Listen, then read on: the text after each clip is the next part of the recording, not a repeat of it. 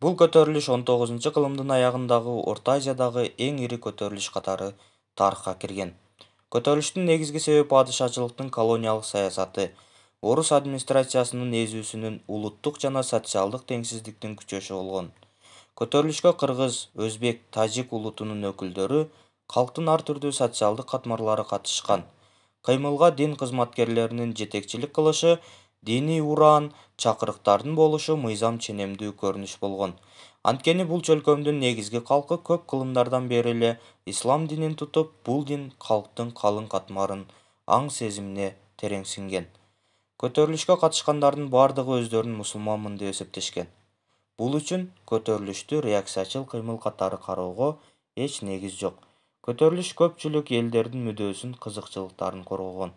Улуттук эзүүгө, теңсиздикке каршы багытталып, элдик, улуттук боштондук мүнөздө болгон. Анжан көтөрүлүшү 1898-жылдын 17-майында башталган. 17-май күнү кечке маал Миңдөбө кыштагына 200дөй кыргыздар, өзбектер чогулган.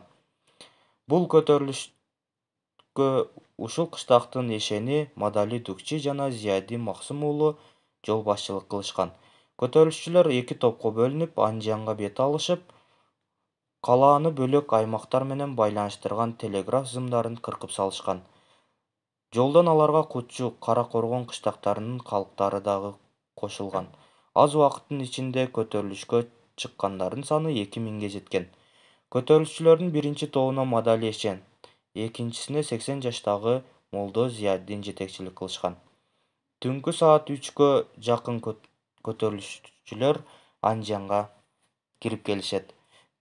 20-Түркүстан линиялык батальонунун 2 ротасы турган лагерге кол салышкан. Бирок күчтөр тең эмес эле. Курал-жарагы начар көтөрүлүшчүлөр мыкты даярдыгы бар, жакшы куралданган орус аскерлеринен жеңилип, чегинүүгө мажбур болушкан.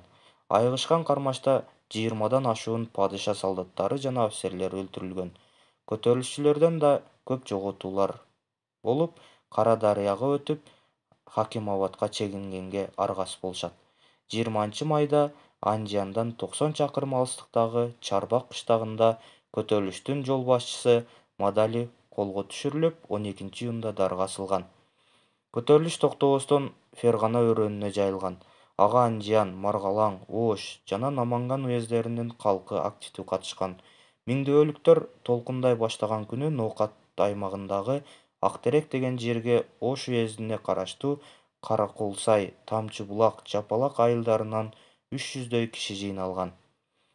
Бир дагы мылтыгы жок, жалаң союл, таяк, бычак менен куралданган алар Оштогу аскер гарнизонуна кол салмак болушкан.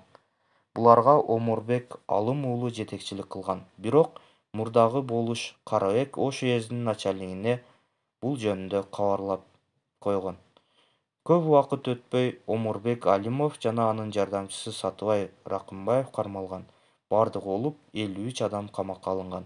Сусамыр болушундагы Кетмен төбөдө да падышалык бийликке каршы күрөштү баштоо үчүн эл чогула баштаган. Алардын башында Шадыбек Шергазы уулу турган.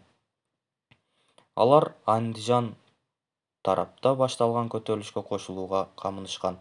Буларга каршы 100дөн ашуун куралдуу отряд жиберилип, алар Шадыбек баштаган 50дөн ашык адамды кармап, Наманганга айдап келишкен. Шадыбек Шергазы уулу адегенде өлүм жазасына тартылмай болуп, кийин өмүр бою сүргүнгө айдалган. Анын жардамчысы Металы Багышбек уулу жана Төлөбай Бешкемпир уулу 20 жылдык мөөнөткө сүргүнгө кесилет.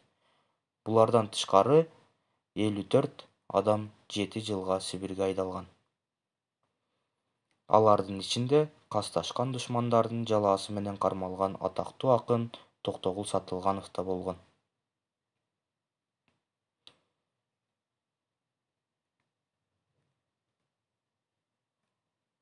Жеңилгенге карабастан элдин эркиндикке болгон умтулуусу күчөгөн.